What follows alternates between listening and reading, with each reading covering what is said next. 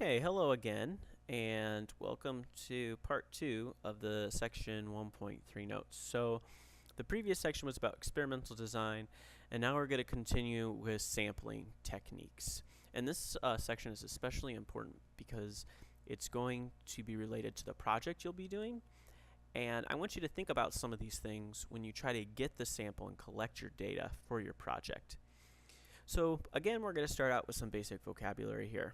So the first is a census, which is a count or measure of an entire population. This is something the United States tries to do every 10 years. And they really fail at it every 10 years because it's impossible, right? There's no way you're not going to get data from every single person in the United States. It's going to be pretty much impossible.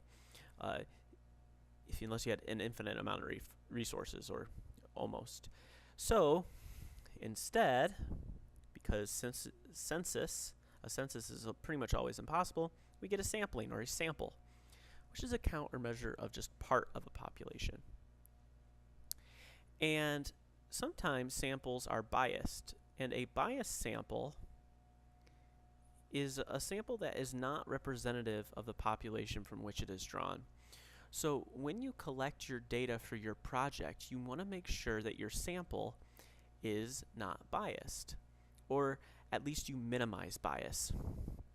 So for example, if I wanted an opinion of people in Chesterton of what they think about the local McDonald's and how they think about the food at the local McDonald's, well, a biased sample would be if I just asked people at the doors of McDonald's as they walked in, those people are going to McDonald's, so they probably like going to McDonald's. So that probably would not be a good way to ask to get a general opinion of the general population in Chesterton what they think of the local McDonald's.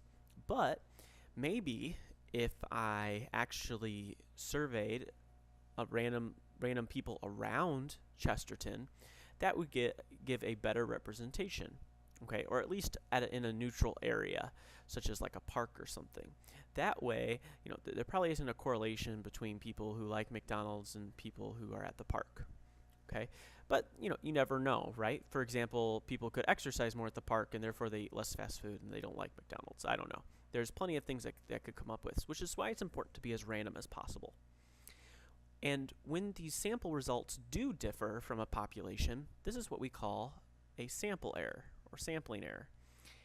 And you're always going to have sample error. Even if your sampling method is unbiased, you're going to have sample error.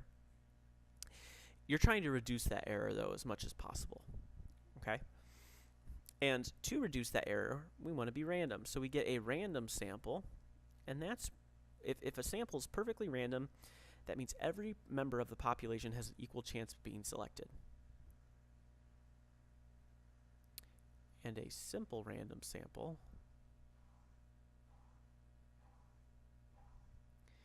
is a sample in which every possible sample of the same size has the same chance of being selected.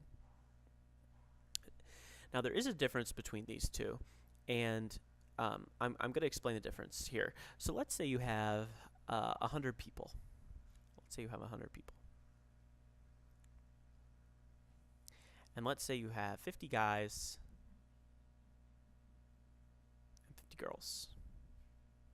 Make things simple. Okay, so a random sample is, let's say I numbered the people, 100 people, 1 through 100, okay, and I put their numbers in a hat, and I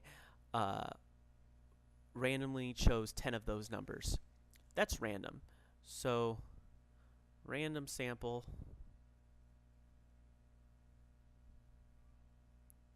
is 10 random people.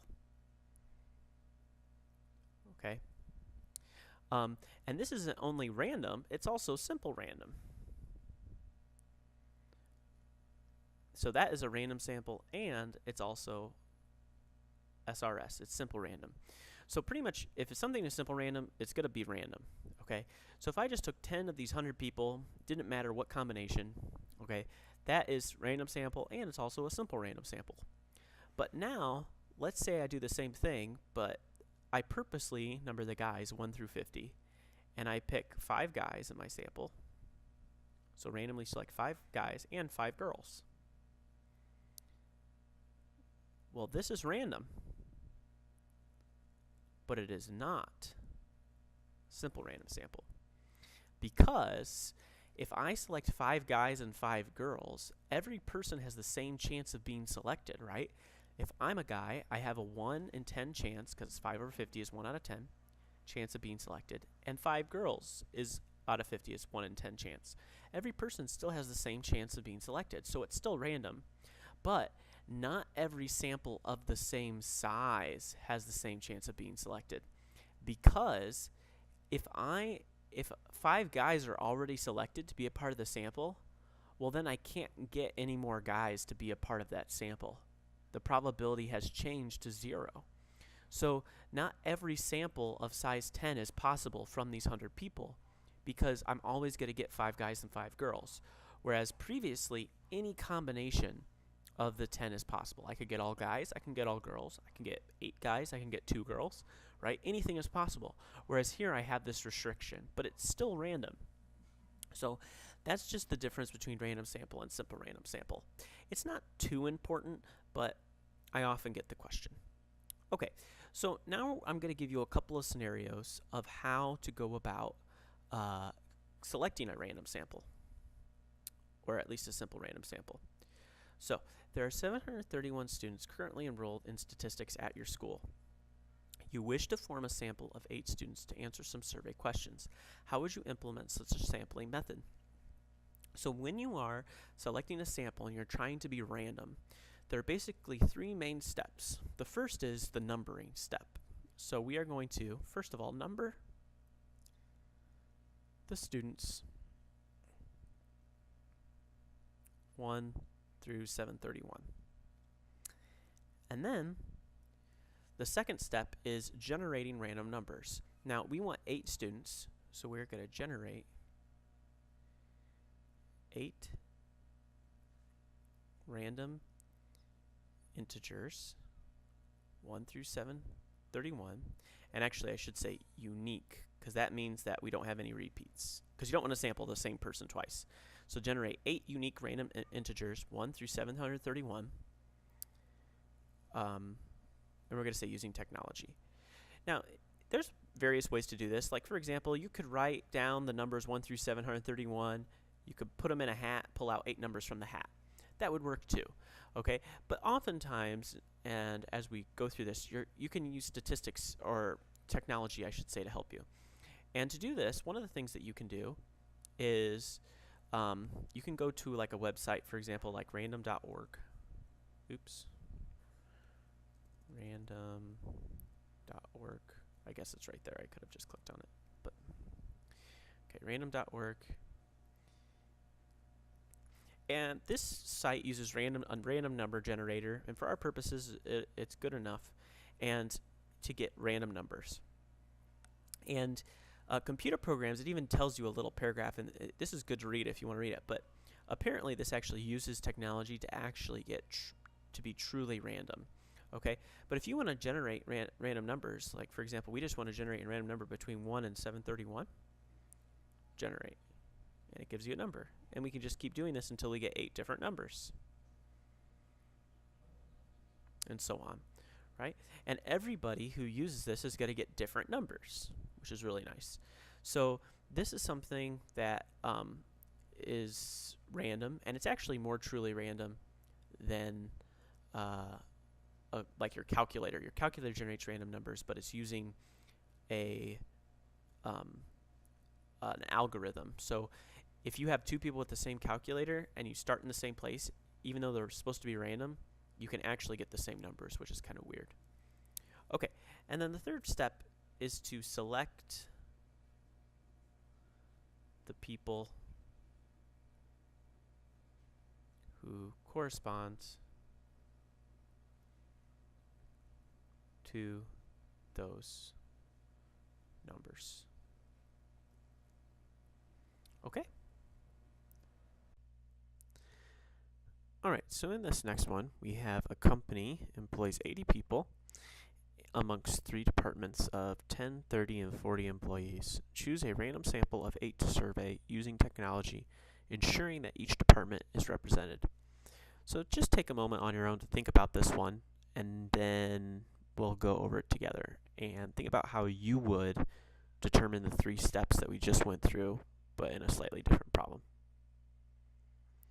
So hopefully you paused the video, you thought about this for a few minutes. So let's talk about this. So there's a couple ways to do this, and my method may not be the same as yours. The important thing here is that you're totally random, or you try to be as random as possible, and that you work within the restrictions of the problem. And we see that we have a population of 80 people. We have 3 departments of 10, 30, and 40, which does sum to the total of 80. And we have 8 people that we're trying to sample. And a key restriction that we have is we want to make sure that each department is represented. So again, there's a couple ways to do this, but if we go back to our previous, the first thing that we need to do is number what we actually want to sample. In this case, it's the employees. So many people see this, and what they want to do is they want to take, well, let's just take 1 from the first department, 3 from the second department, and 4 from the last department, and that's 8 people. Every department's represented, and it also kind of makes sense too, because the smallest department only has 1 person, and the largest department has the most people. So it's also proportional in that sense, because you're taking a tenth of every department, and since 8 is a tenth of 80, it's proportional to every department. That totally makes sense. And you don't have to do that though. For example, you could get 1 from every department and then get 5 from wherever. You just need to make sure every department is represented. So again, there's a couple ways to do this, but since most people like the proportional thing, and it does kind of make sense with how the problem is worded, I think, let's do that. So this is what I would say. I say we number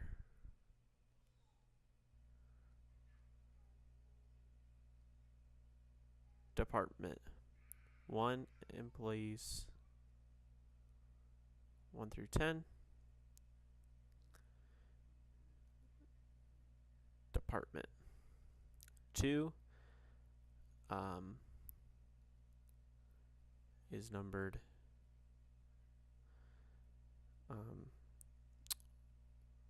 1 through 30, and department 3 is numbered 1 through 40. Okay. Then we generate unique integers. So we're going to generate 1 integer 1 through 10,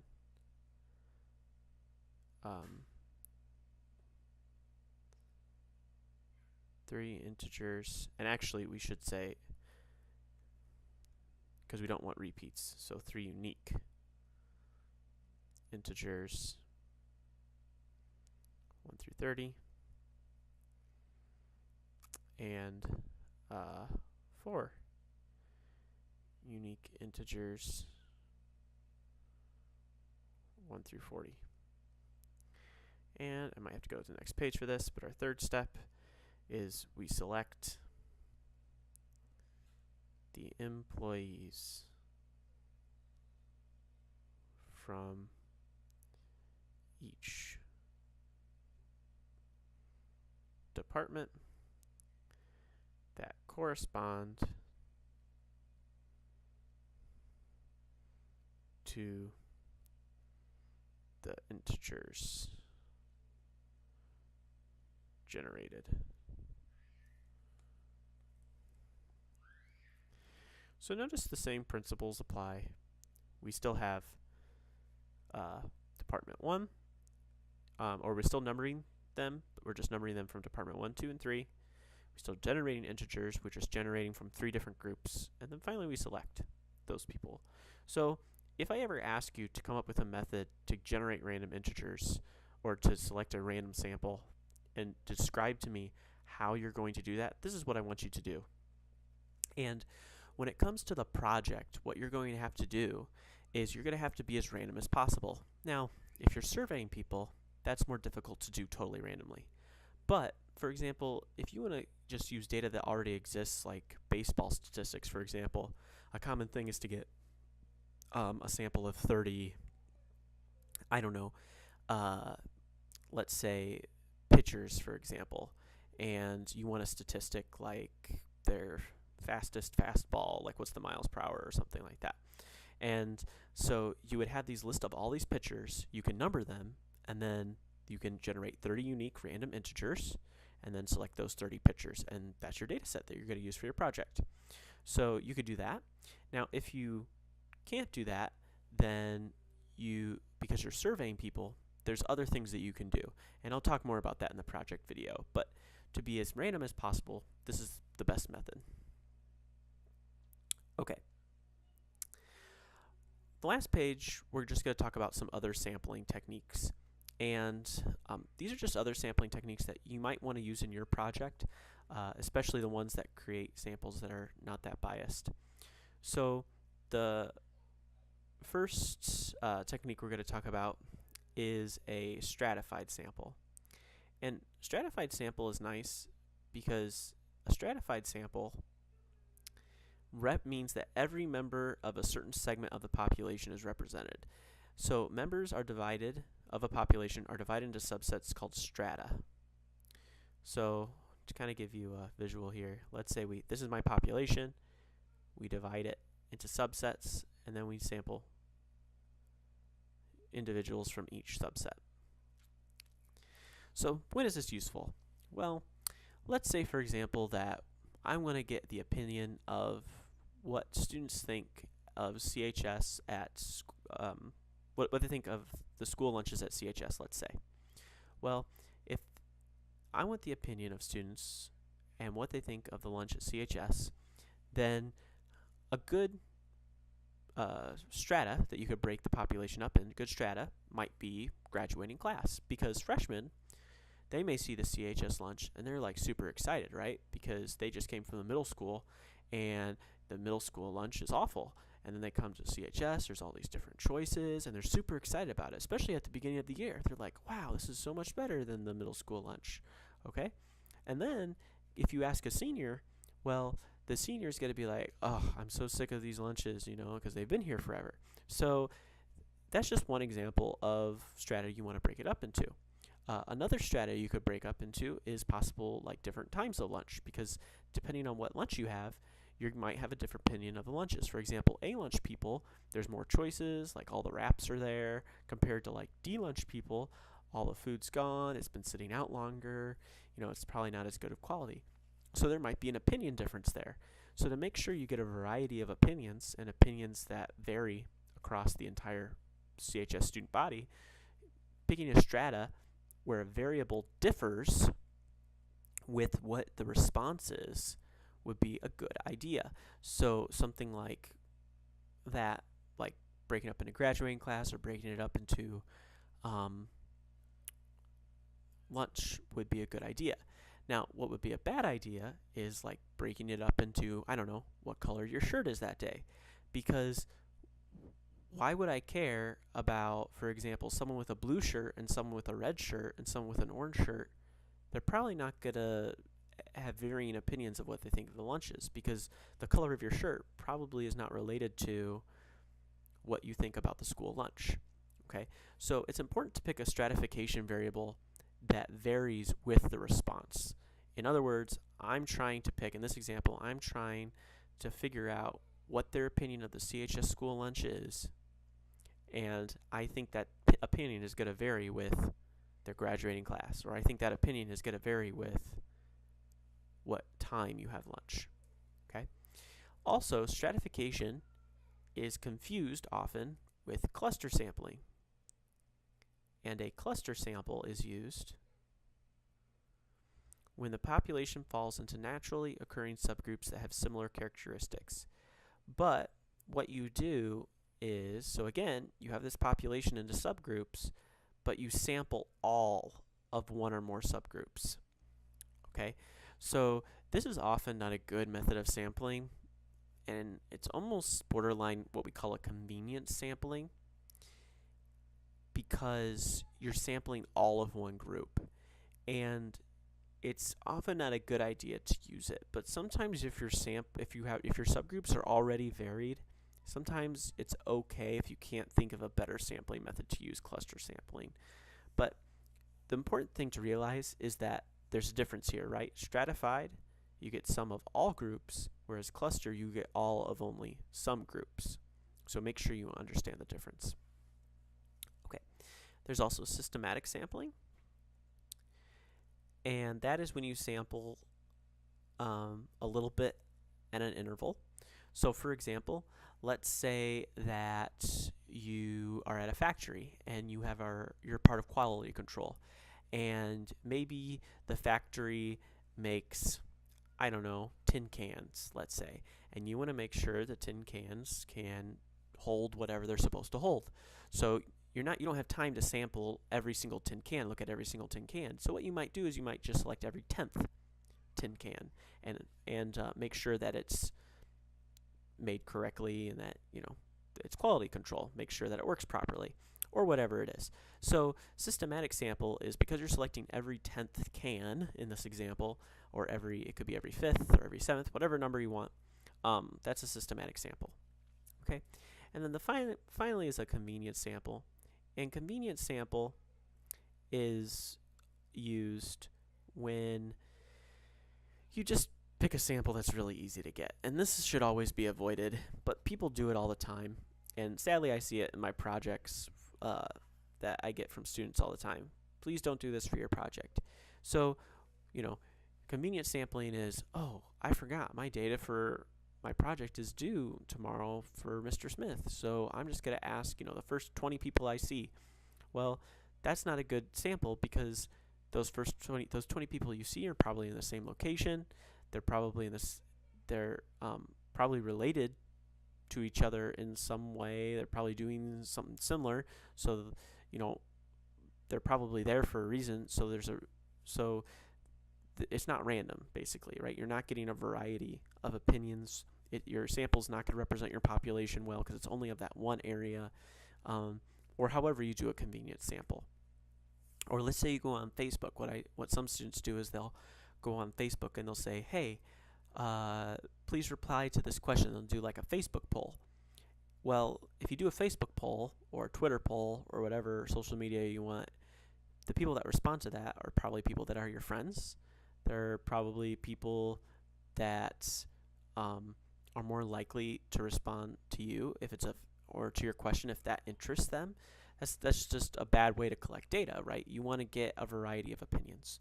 So you want to figure out a way to get and collect data that is of as random as possible and isn't of convenience. So read the following 4 scenarios and identify whether you think which of the 4 is listed here. So I'll give you, I would pause the video now, try to do that on your own, and I'll go over it.